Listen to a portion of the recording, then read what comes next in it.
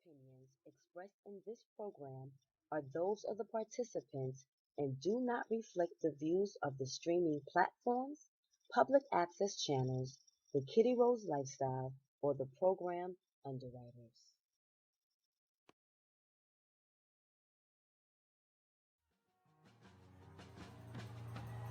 Tim's on my feet, stomping out the negativity. Everybody not a friend of me. Spread the love, still I move deliberately. Girly face on, but the smile be heavenly. Brooklyn girls, so they love the energy, love sincerity. So I take the liberty to take them on a journey lyrically. Through hallways and Hey everyone, and hey Melissa, welcome to another episode of The Next Chapter, where we discuss shades of gray. I am one of your co-hosts, Minister Cat, aka KittyRose, and I'm joined by the beautiful Melissa D. Hey Mama, how you doing, my love? I'm doing wonderful. I'm not having any feedback issues today. World is all back to normal. So I'm loving life. Amen. And we just had our first successful hour-long show. So, whoo-hoo, hey Ray about that. We're excited. I'm glad you guys tuned in last Saturday where we talked about women predators. I know that was something interesting for you guys to see, and we are going to do the same thing with you guys this week. However, before we talk about this week's topic, I just want to let you guys know that I'm excited to announce that the next chapter in New York is on every day except for Wednesdays. So you can catch the next chapter on Monday, Tuesday, Thursday, Friday, Saturday, and Sunday in New York, and always online on YouTube. So we just got off of Indigenous Peoples Week. Shout out to all the natives. And this episode is appearing October 22nd, next Saturday. So we are going to get right into this week's topic. And this week's topic was of a personal note, but I know that it's something that you can relate to, and so many of our audience members can also relate to, which is, drum roll, how to stay focused in your mission. Woo! Melissa D. Yes. Melissa I feel like D. I'm always trying to stay focused on the mission. And it's crazy because staying focused on the mission actually is a bit exhausting.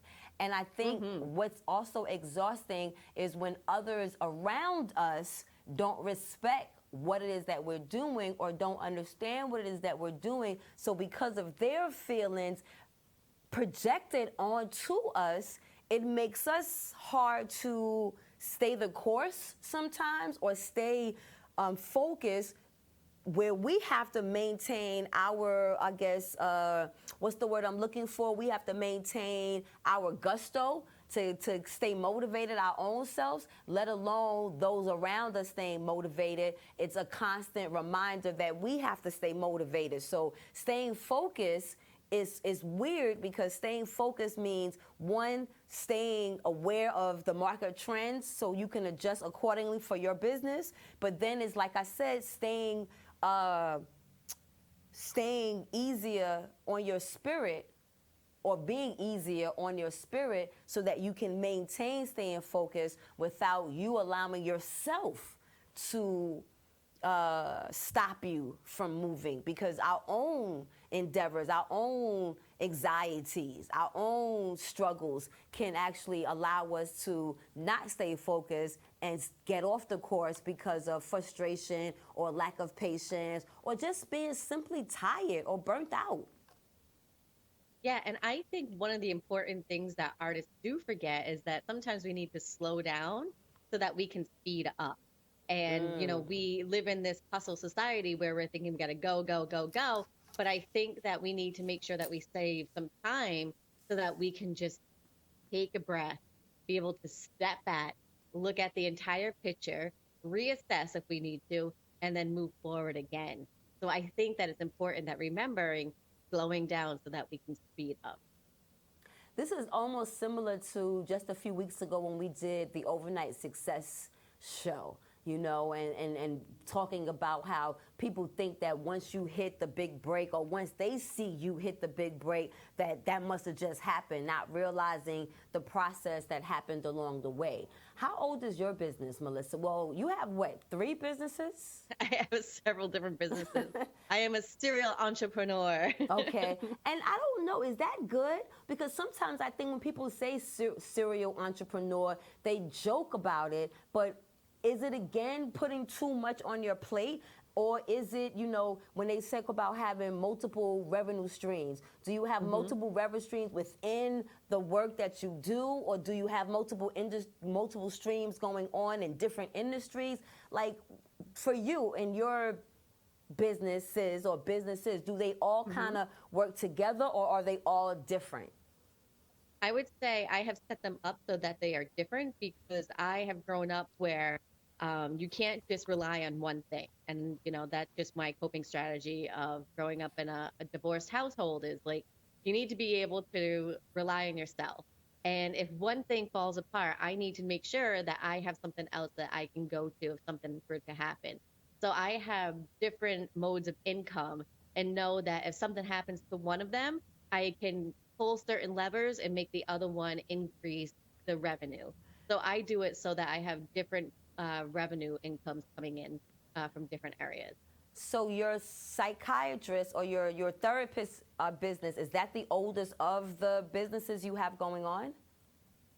Well, I would say selling art is probably the oldest, because I've been doing that for years and years and years. Okay. Just in like passive type of thing, being at farmers markets, doing different art sales. But so the East Coast Mental Wellness, my therapy company, that's located in Rhode Island. Yes. So that was established in 2015. So that would be the oldest established. But I've been selling art for many years. Okay. So many years, how old would you say your life as an entrepreneur is? I was trying to sell rocks when I was 6 years old. So I would say since I was 6 years old. Girl, I've been selling Avon since 9, so girl, I know what you mean.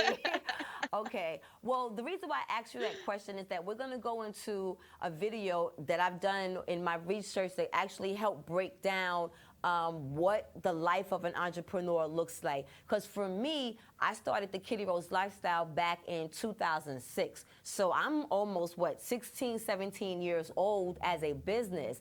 Now, do I stop because everyone in the world doesn't know who I am yet? Or do I continue because I have made an impact and I continue to make an impact, even if it's a small scale, but it's an impact or small scale that I'm happy with? Let's go see what the first half of my research showed us, and then we'll dissect that some more. Entrepreneurs. For many years, America, listen, before we get into it, I want to say this to you. I want you to understand how important our role is. I think the two people who are patriots in America are our patriots who put their life on the line, but I think the second patriots are entrepreneurs who put their salary on the line. You may not put your life on the line, but let me tell you something. You put your salary on the line. Who knows what I'm talking about when I say you put your salary on the line? Any entrepreneur know what I'm referencing when I say put your salary on the line. Let me allude to what I mean by that. When you have a job and you're making your 3, 4, 5 grand every month consistently, it's security. You feel it's security. It's warm. It's comfortable. You know, you get to have your barbecue once a month. You get to have a decent life. You got some nice benefits. You know, and somebody introduces you to an opportunity and you start working, and most don't. 80% don't. They go back to protecting their salary.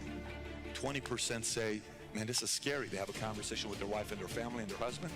And they say, baby, I'm gonna make this decision. Babe, this is scary. I know, baby. And they go to sleep. And you know what happens to an entrepreneur when he goes to sleep? He has a lot of anxiety attacks. He has worries. She stresses out. They think about their bills. They see savings deplete. They see all of a sudden things happen. But do you know why they do it? They do because they have a dream. Because they don't want to live an average and ordinary life. And neither do you. If you're here tonight, you don't. You have a choice to go out there and play poker right now if you wanted to. You have a choice to go out there and play blackjack if you wanted to today. But you're here today. You don't have to be here today. You're not an employee like Bridgestone to be here today. You chose to be here today. It is your choice to be here today. You chose. Whether you get up and walk out right now, we cannot fire you. You have chosen to be in this room today because we prefer choice over force. Is what we as human beings prefer is choice. I want to choose because I want what I want to do. Two of the most honorable jobs any human being could take is being in the military and being an entrepreneur, because both of them have a lot of risk. If you're in the military, you could get killed. If you're an entrepreneur, you could get killed. Girl. I got 3 things that stood out to me, but I'm gonna let you go first because I seem to dominate conversations sometimes. What did you get out of that first video? I mean, I feel that being an entrepreneur, you're putting a lot on the line, but it's not putting it on the line like somebody in the military. Like, that is a bit dramatic. I mean, I understand where he's going through. But it isn't. But you die. You go bankrupt, you can start again. Okay, but yeah, you right about that. All right, so maybe in that sense it was a bit severe. But you know how I took that example of being as essential as the military? So I had this conversation just last night, you know, while I was talking to D. And the funny thing I noticed is that, let's say people with jobs, right? Or people, you know, who are employed by others, right? This is how the military contrast came in, right? So when you work for someone else, right, you're not thinking about what they think about. Let's say what Derek does for a living. He's in the nonprofit world, right? So he's in the nonprofit world. Whoever's running that organization that he works for, they're dealing with policies, they're dealing with HR, they're dealing with hiring, they're dealing with, you know, market trends, they're dealing with all these little things where the employees don't really think about those things. The employees, they have their job, they come in, they have their assignment, which is pretty much routine from day to day. They have almost like, not to be disrespectful, like a script to something that they have to do every day. They handle their clients or whoever it is that they interact with on a daily basis. And then at 5 o'clock or whenever time they clock out, they go home and they don't think about necessarily what the owner of the company is thinking about as he or she is trying to keep that company operating. So the same thing as a business owner, you know, we're constantly thinking about not only ourselves, but those that work for us, those that work with us, because we're always trying to figure out what's the next move for us to make. And then when we're trying to figure that out, the one thing that we negate, if that's the right word, that I found to be interesting is the salary. We put our salary on the line because we have to move with the waves of the way that our company moves, the highs and the lows. So as a boss, I have to worry about all of those things, but as my employee, you have to just do your job and then you leave. Last night, I'm in bed with my dude and I'm thinking about today's show. Mm-hmm. You know what I'm saying? Yeah. But he's asleep. You know what I'm saying? And he got to be at work at 7 in the morning, but he's still asleep. You know what I'm saying? Because whatever he does doesn't require him to be thinking about it when he's not on the job. So the difference, again, where we use that military contrast is that the responsibility of an entrepreneur or a business owner is one of, yes, we don't die. If we get bankrupt, we can always start something over again. But the risks that we take that others don't get to see, not only to protect ourselves and our loved ones, but protect the industry that we're in. Because everyone has to play a part in starting industries. Who starts these companies? Who starts these organizations? Who starts these movements? But the business owner, but the entrepreneur. And then with that vision, you know what I'm saying? Like BronxNet Studio, you know what I'm saying? Our executive director, I'm gonna give him a little shout out, Max Noble. I'm sure I can imagine the things that he has to do every day from the time he wakes up to do his morning run to the time he goes to bed, that we as producers, we as cameramen, we as audio technicians, we as guests have no idea and can't probably even fathom what goes through his daily regimen of running and operating a television network. We just see him in his suit, being Bronx strong all day long. You know what I'm saying?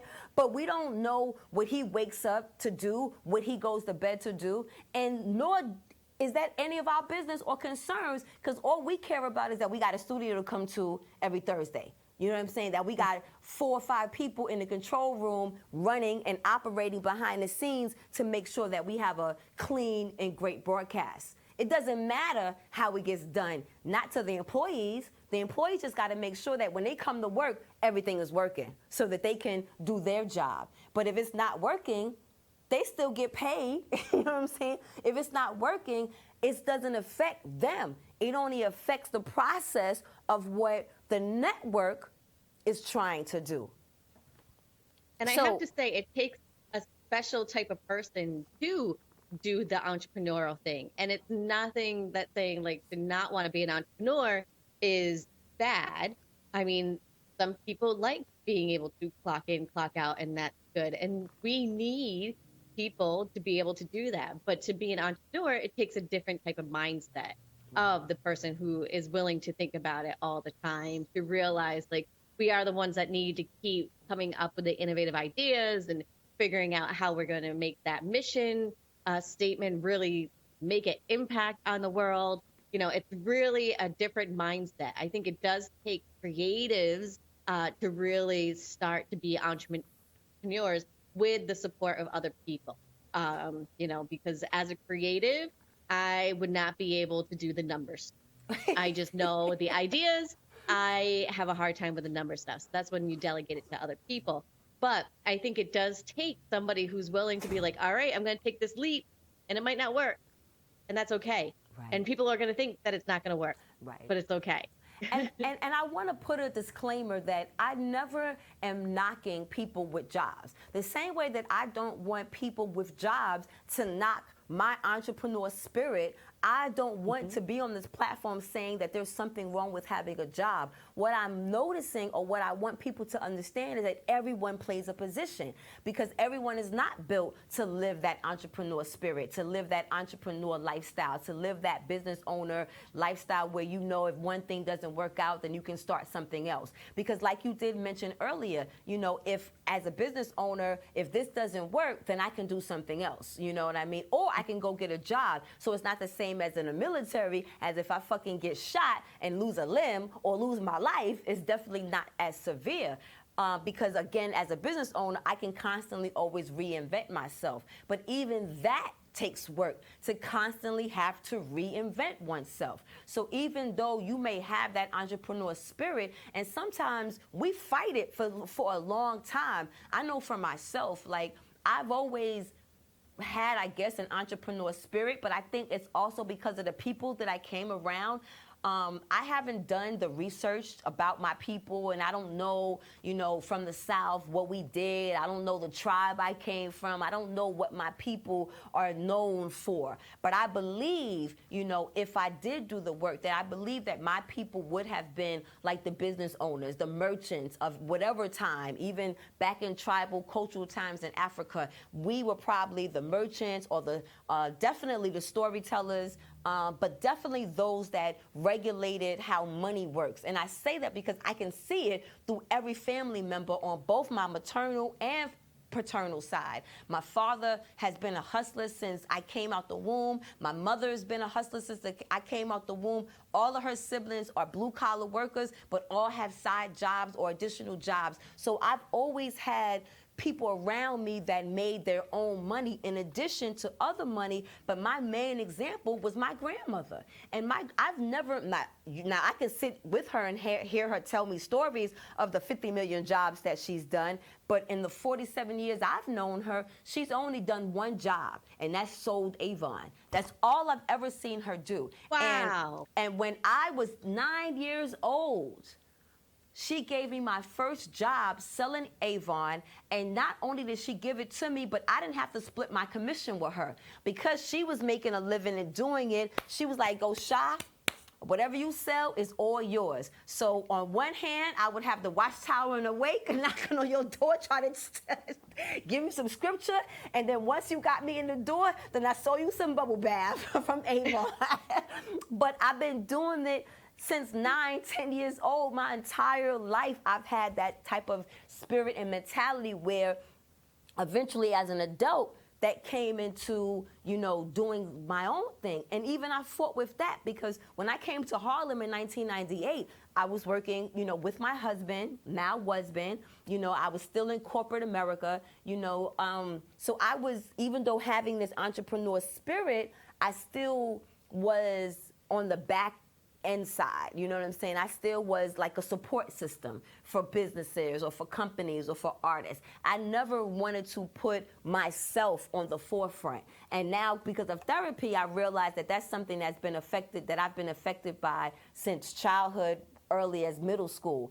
But I digress. But when I finally came into trying to work with other people and not getting the success or the notoriety or the money I was deserving, finally I felt like Jehovah said to me, it's not working for you because you're trying to work with other people or you're trying to work for someone else. And that's not what I have you here for. That's not what your mission is. When you start to put Kitty in the forefront and what Kitty is supposed to here to do, then you will see the success that you're supposed to have.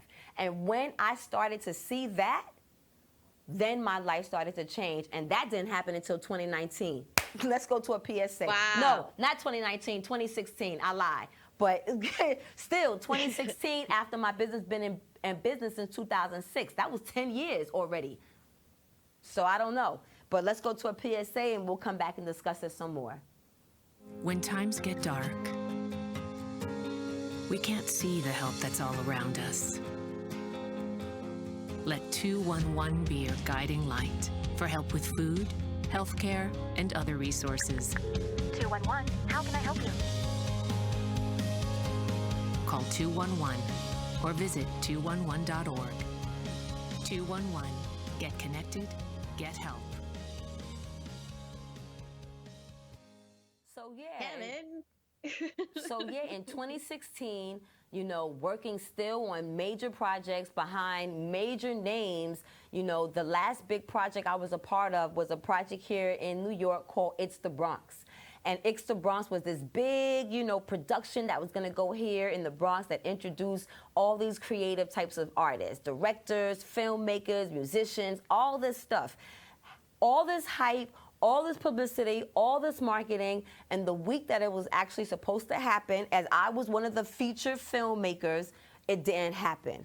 And that for me was like my last draw to like, why do you constantly try to put yourself in other people's limelight or other people's situations so that you can shine when ultimately you have the capabilities to shine on your own? But what becomes the problem with that is that you, again, how we started this conversation, how to stay focused, in me losing focus, I tend to want to hide behind someone else so that I think I'm doing less work, if that makes sense. Put your doctor hat on. Explain. Tell me. So here's the thing. So my first thing is to go like, Kitty, where in your past were you not allowed to shine? And why is this a pattern that keeps on repeating itself? So that, as the therapist hat, I would say, where is this repeating from? Were you not allowed to shine as a younger person? And is that why, you continue to feel like you need to be behind somebody else and support them? And That's a very good point there, Dr. DeSalva. Is that something I need to call 211 for? No. Or It also, might I be. think that those are some of the things that you get affected by, and how to stay focused, because you get distracted by your own thoughts. You get distracted by your own, I don't want to say insecurities, because I've never really been insecure, and I haven't been doubtful. But what happens is that I begin to get impatient at times, you know, and I think when I become impatient, then I think, or I lie to myself and think, well, let me join or collaborate with someone else. And then that can help me not be as impatient while I'm waiting for my stuff to happen. But then the downside to that is that that's almost like having a plan B.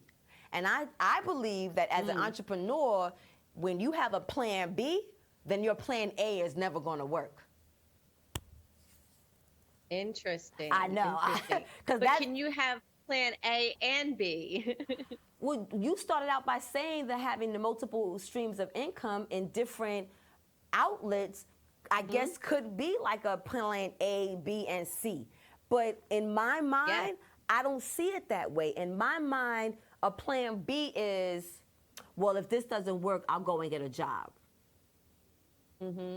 And that, to me, is, I think, what's upsetting and really what was the drive behind this conversation. Because as you'll see in the next video, what's key and helpful to entrepreneurs is essential to keeping us focused. You know, we don't always get what is needed, which is why everyone doesn't always make it. Even when you make it, a lot of times entrepreneurs or successful business owners, you know, don't have successful marriages until their second or third marriage because they spent all those first years building their business. So when we're building our business, so many other things gets affected by the time that we're committing to our business. I remember I was dating my last gentleman, and he was an entrepreneur.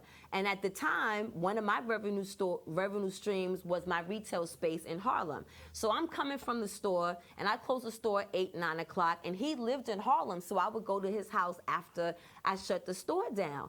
And in my head, the fact that I'm coming to your house meant that I was spending time with him.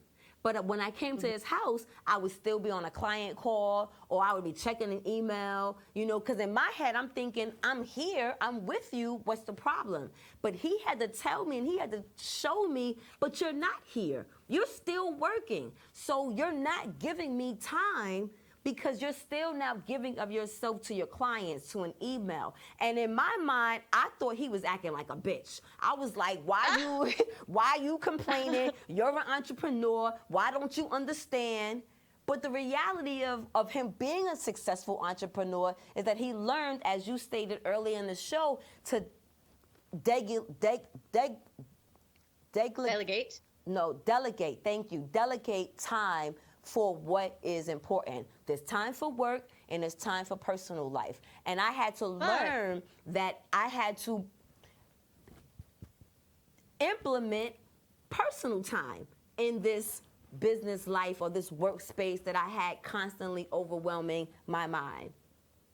But I have experience with working with people who will be entrepreneurs and utilize all that time so that they don't have to deal with the personal stuff. They will avoid relationships that bloom into something bigger because there's other stuff that they're still working on or avoiding. And they will get into 5 million other projects. I mean, I have a friend right now that I have to say, like, yo, you know, why aren't you talking to me? You're spending too much time on work because trying to avoid stuff that has been dealt. And that could be past relationships, mental health stuff. So I do think that some people get into the entrepreneur life and get all these different projects going to avoid some of those too. Well, let's see what the second video I came up with has to say in regards to relationships or distractions.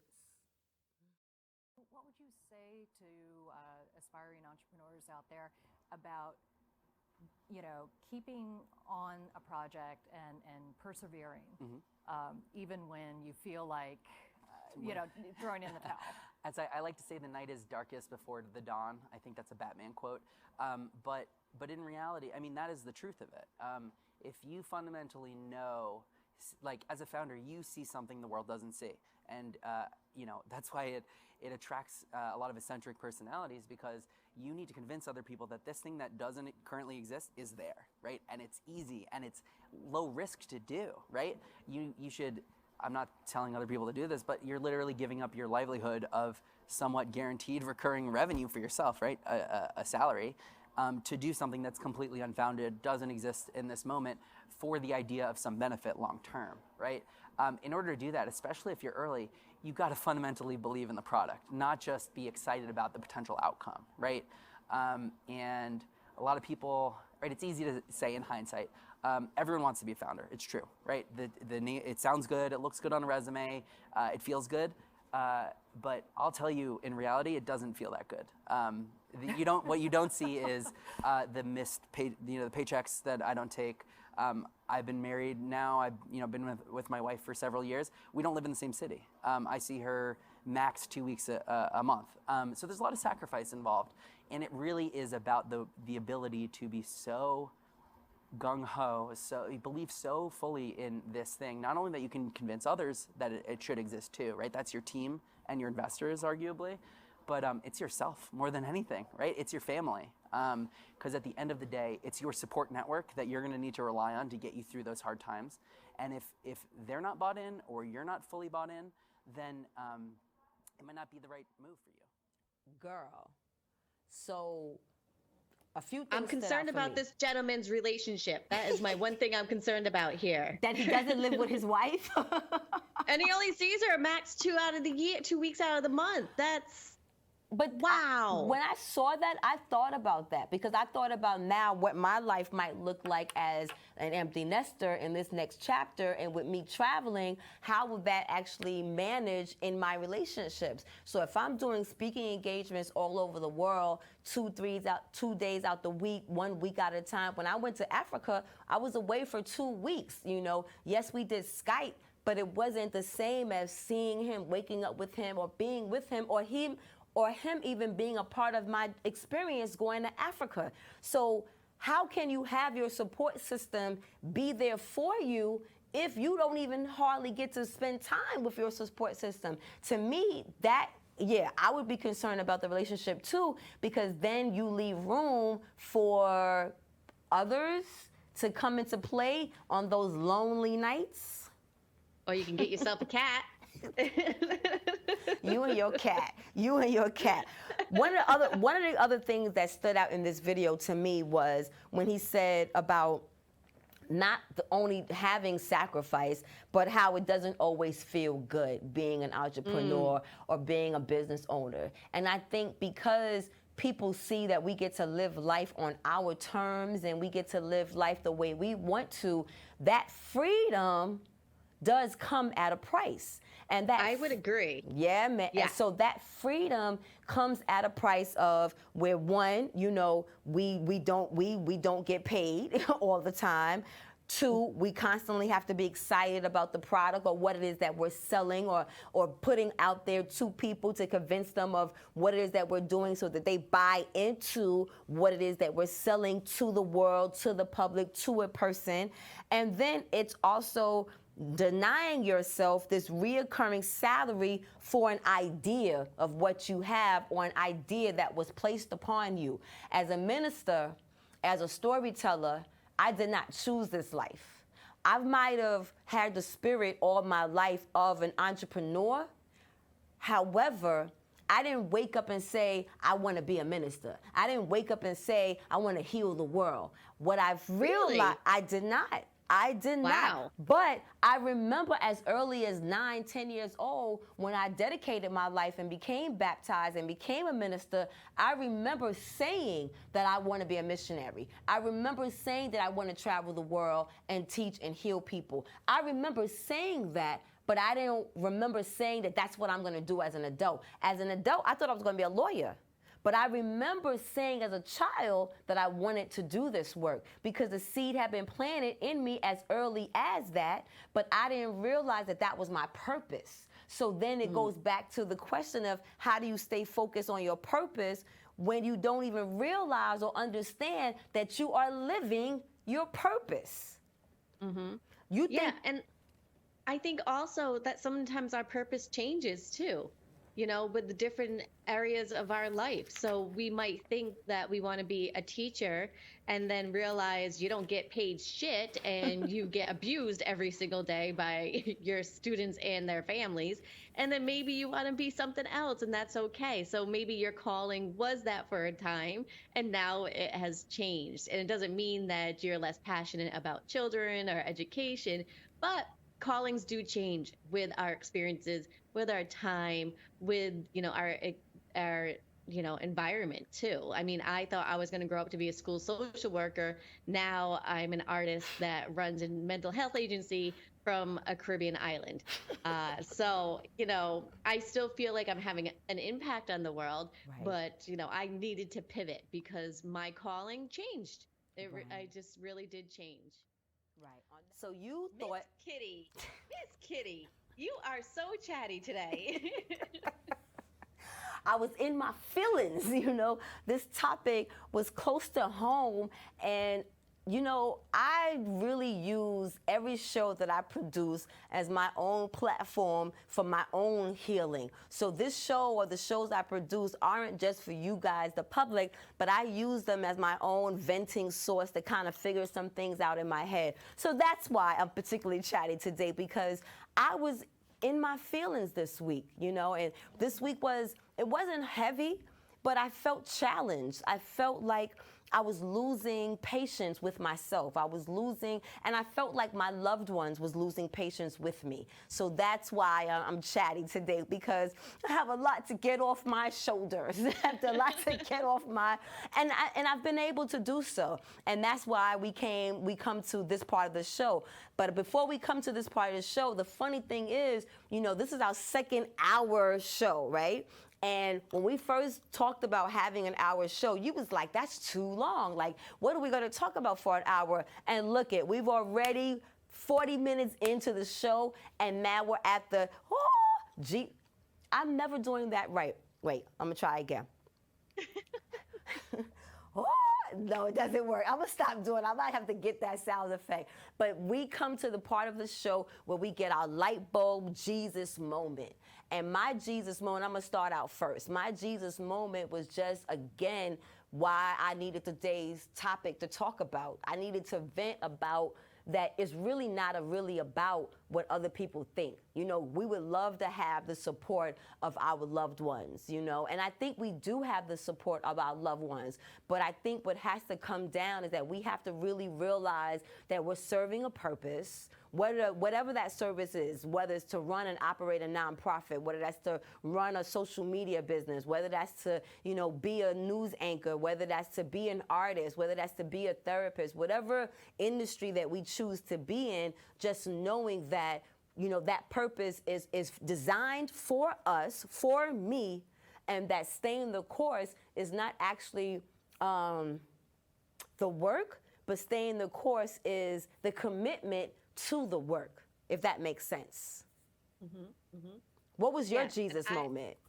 I would say my Jesus moment is realizing like we need to calm down, slow down so that we can refocus on what our mission might be, because sometimes we go in so fast that we burn ourselves out and then we lose that gusto or that passion for what we put everything on the line for. So I think that is the Jesus moment that I've had. And that's beautiful, because you actually started out the show by saying that. And that resonated with me. I actually wrote that down. I thought that was the best probably comment that we've made throughout this whole show. So repeat that one more time. What is it? Slow down to? Sometimes you need to slow down to speed up. Amen. Woo, child. Yeah. Slow down to speed up. I like that. I think we need to put that on a t-shirt. Maybe. So I know the set looks a little different right now, and the reason why it does is because I remember last week I was telling you guys that we added another segment to the show called the Spotlight segment. And the Spotlight segment, yes, last week we introduced to you guys that didn't already know or hear about the beautiful Broadway show Paradise Square that's here in New York playing. But today I decided to switch it up a little bit. And I switched it up by actually bringing someone into the studio with me that I actually get to see almost every day. Almost every day. I would love to introduce to you guys, I have been blessed to have a bonus son enter my life a few years back, about almost 5 years ago.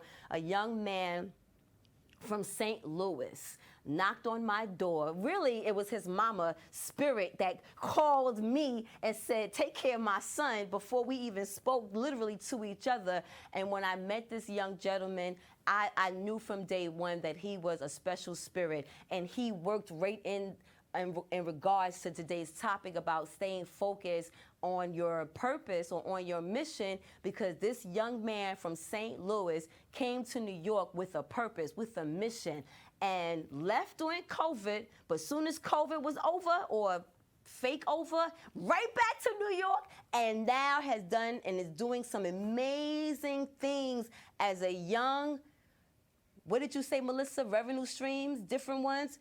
Comment, battle rapper, chef, graphic artist, clothing designer. I'm sure I could add to the list, but before doing that, let's welcome and introduce Reggie KUSH Edwards. He calls himself the GOAT. The GOAT.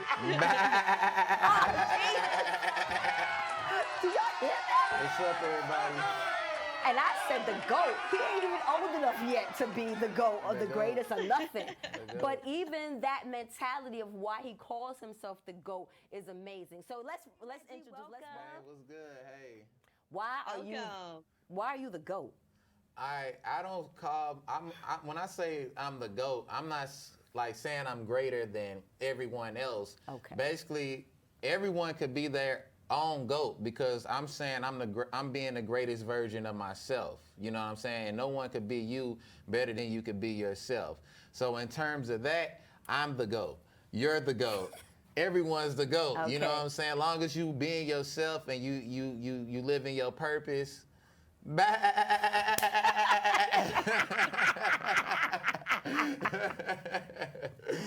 Melissa, wait, before we even talk to Reggie, let me give you guys a little taste of why he is on today's show. Let's throw to his little video.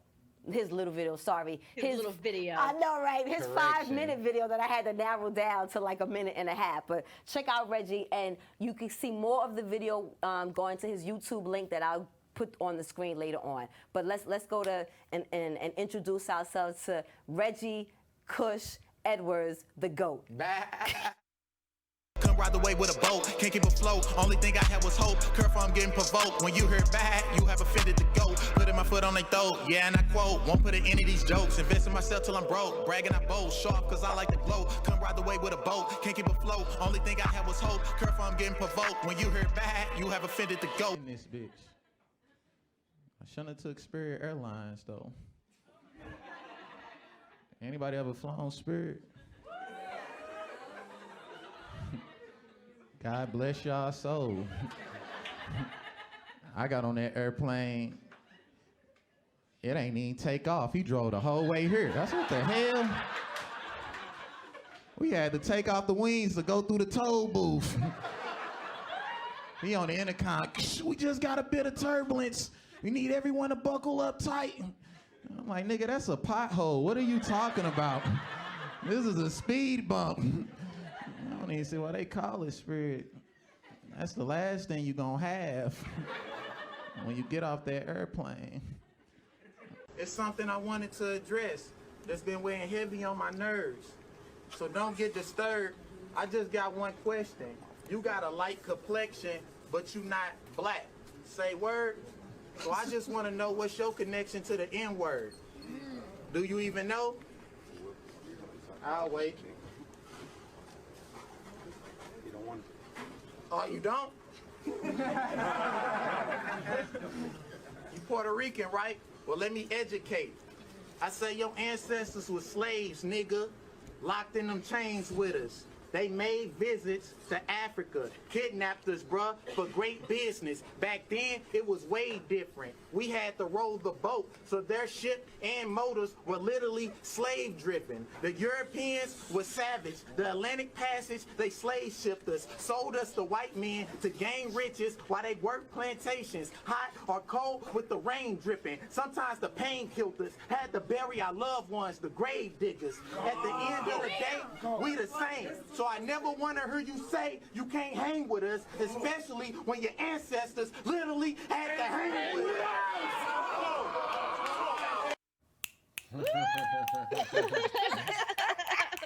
Hey. And he is not even 30 years old yet. Not Woo. Reggie. Okay, so we saw comedy. Yeah. And we saw battle rap. Yeah. How do you merge the two? What stands over more than the other? And how do you stay focused on your purpose? Well, basically, I always tell people all the time that like rapping and battle rapping, they two different things. Because rapping, if you making music, you focus more on the sound. Battle rap got a more similar dynamic to comedy because it's like you performing, you know what I'm saying, and it's punchlines and it's a certain timing and beat, and then you got to factor a lot of things in like cadence and delivery and stuff like that.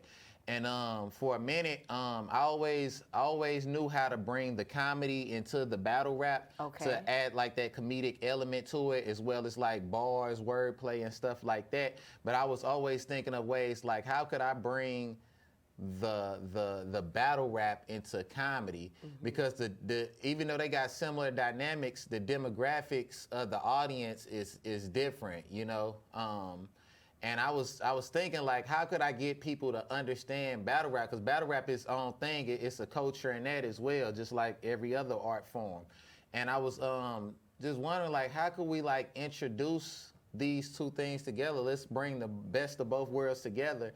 So I was with my homegirl, who was also a comedian, and we was having dinner at this other comedy venue. And she was with the booker of this comedy club called Caroline's on Broadway. And you see how he just gradually, put that in. I was just having dinner, with the booker from Caroline's from Broadway. What could I say? What could I say? Okay. You know what I'm saying? So you're at dinner having this conversation. We're having dinner. The food was ravishing. Nah, but I was just telling him like, how I do the battle rap thing, and just telling him about the culture, and like just telling them basically similar to how I'm telling you about the comparisons of them all. And he was like, dude, I really like the sound of that. He said, how would you like to do a battle rap for the New York Comedy Festival? So he said it to you. You didn't say it to them. He said it to me. And when he said it to me, the vision just blossomed. Everything just started coming to play. The gears started turning. The blueprints magically started forming. As soon as he said that, I'm like, all right, we could do this, we could do that, we could do this, we could do that. And I just got the piecing together the puzzle and stuff like that, because like all I needed was like an opportunity. Right. So as soon as I seen the opportunity, I went for it. Yes. I didn't waste no time. So I instantly started devising a plan, like how we could bring this together. And then like, this is real big because like this has never been done before. Wow. We're doing a battle rap event inside a comedy club, Caroline's on Broadway. Woo. You know what I'm saying? No. Caroline's never did a battle rap event there before. And we making history November 8th, 9:45 p.m. for the New York Comedy Festival. That is really a game changer, and that's a huge movement for the culture. Melissa. Wow. That's almost like you moving to Puerto Rico without knowing anybody by yourself at 40 years old, and then now having an Airbnb and an NFT artist. Like, chime in. What? Yeah. I think like it's amazing to have those wins, right? It's like those wins that kind of keep you propelling forward, right? If you didn't get a little win every once in a while, it's hard to keep that momentum. Would you say that, Reggie? You say it's hard to keep the momentum? Yeah, if you don't have Those that wins. win every once in a while. Yeah, man. But the key thing is to like never get discouraged, even if you not winning. You know what I'm saying? You gotta get back up and keep going always. So how do you not get discouraged? Because saying that is one thing. How do you apply that to your own life? You've been now a comment for 7 years? 9 years. Wow. Yeah. So 9 years. They say when you get to year 10, you're an official business. Yeah. So at 9, how do you keep motivating yourself? I like to look at other people's success, and that like kind of that really like motivates me. Like you don't even have to necessarily be doing the same thing that I'm doing. You could be playing basketball and you win a championship or something like that, and you know that takes perseverance, because you just realize that like if they could do it, you know what I'm saying, I could do it too, you know what I'm saying, just in my own way in whatever like art form you're doing. So I use like a lot of my contemporaries, you know what I'm saying, that's succeeding at what they do, and I'd be like, just keep going, because it's all gonna pay off one of these days. And it's like, it's really just being fearless and making sacrifice, you know, and and even if I say don't get discouraged, you'll still get discouraged. Okay, keep it 100. You will still get discouraged, but you still got to keep going, even like when you discouraged. Like always try to cook up something new in the lab, a new recipe, a new idea. Keep your eggs in multiple baskets, and just always just at least try. You know what I'm saying? Because I feel like when you try, you always got a chance. Well, one of the things that you tried, as many of your predecessors have done, you know, you came out with a double disc album. Yeah, you know what I'm sure saying? did. Where you combine it both. Yeah. You know, so you did the I was gonna say Bill Cosby, but you did the real Richard Pryor's and the Fred Sanford with the classic, you know, albums of your comedy, but you added side B of your music. Yeah, actually, it's actually the other way around. Okay. So the side A is all my music on my album, and then the side B is all my comedy material and stuff like that. That was actually the first time anybody ever did anything like that, combine like a actual hip hop album. And then like when I say hip hop, I'm an actual musician. Like I can make like raps funny and stuff like that, but I make like actual songs. And then like on the other side of the album, I got my comedy recorded in front of a live audience. And it's just dope just to combine the two. I just like got the album on Sirius XM radio. Okay. Oh, so shit. you know what I'm saying? Oh, They streaming it on Kevin Hart Laugh Out Loud radio.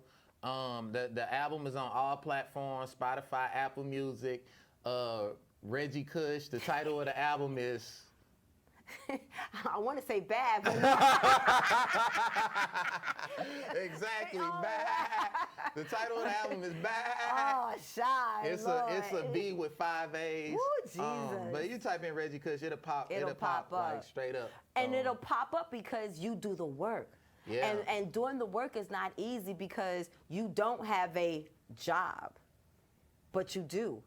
No. Because every day you put hours in. Yeah. Every day you're out in the streets. Like when you came to me, you know what I mean, you from day one has done nothing but be in these streets every night, making yourself known. So you've opened up for D.L. Hughley, you know, my boyfriend, Godfrey. Like every time I'm in any room and I talk about comedy or somebody talks about comedy, I bring your name up. And hands down, oh, Reggie KUSH, oh, I know him. He's the shit. He's about to pop up. I swear I'm not lying. I'm not exaggerating. And the sad thing is that I've only been to one show, and that wasn't even really your show. You just happened to be a comment on the lineup. Right. So in the 5 years, that still count though. Okay. You and I did come and I did buy a ticket to the album release. You did. But I caught COVID. Yeah, you did. Yep. You know what I'm saying? Yep. But how does that feel to know that everyone says they support you, they got your back, but don't come to a show, don't click onto a link for your album, don't buy a t-shirt. You know, how does that feel from those that say they love and support you and that what you're doing is cute? You know, that can honestly get discouraging too, especially like when you a content creator and you putting out all this content and you know it take you hours to put it together. You done put your blood, sweat, and tears in it, and then you upload it, and then it get like minimal reaction. Some could be due to the algorithm. Some could be just people that just, you know what I'm saying, don't support you like that, you know what I'm saying? And like support can come in many ways. Even if you don't, you know what I'm saying, buy a ticket or come to a show, a like, a share, even a comment like helps, you know what I'm saying? And some people don't even do that. So it's like, I'm not finna waste my time worried about the people who don't support me right now. I'm gonna focus on the people that do support me, even if it's just one person, you know what I'm saying? Even if it's just me. I listen to my own self the whole ride out of time. I just came from Boston. I was playing my music, you know what I'm saying? If ain't nobody else gonna play it, I am. So I support myself, but like a lot of the times when we see certain people don't support us, we try to do something different to get those people to support us. And then when you try to do something different, you kind of like, the people that support you may not, you know what I'm saying, like what you're doing differently. It's like, oh, we like when you did this, and then you just stop because you're trying to get like a different audience. I say as long as you just being yourself and staying true to yourself, that fan base will automatically gravitate towards you. And I feel like the higher you will like extend in your career, the more people will come on the shit. Even if you don't support me at first, you will. You know what I'm saying? Eventually, even if it's not now, you know, eventually you're going to hop on the wave. Okay. And you might not. And I'm going to keep going, you know? It's never going to stop for me. So, guys, we are over time, so to catch the rest of this episode, you're gonna have to see it on YouTube. So you'll be able to go right after this, go to our YouTube channel and see the rest of this interview, because as of now, we're wrapped up on the networks. But before we close, I just wanted Melissa and you to give like your final thoughts to how do you stay focused, how do you keep going, and one last plug to everybody here in New York that needs to come and check out what's going on in Caroline's November 8th. I'll be there, Reggie will be there, but Reggie's there hosting and performing? Sure am. Okay. I'm doing everything. So Melissa, you won't be here, but can Melissa stream in? I got a whole production team covering it. You're gonna see everything, Melissa. Don't even worry about it. Nice. I'm very, very excited about this. So everyone, this is our version of the next chapter where we discuss shades of gray. And the beauty of having someone who's young on the scene today is because this is his maybe next chapter in his life, because these chapters keep happening from our teens to our 20s to our 30s to our 40s. We enter these next chapters in our life, but the goal and the need is for us to stay consistent and receive these next chapters for all that they are and embrace them for all that they can be for us to keep moving to the next chapter of our lives. So welcome. So once again, I am your host, Minister Cat, KittyRose. I am joined by the beautiful and Reggie KUSH. But it's all good, and Reggie KUSH. And we are the next chapter. Please, if you're in New York, tickets are still available for November 8th performance at Caroline's. It's going to be one for the books because it's never happened before. So check it out online on all social media platforms. And we'll see you guys next week on the next chapter. Thank you so much for joining us where we discuss shades of gray. Bye. Be safe out there.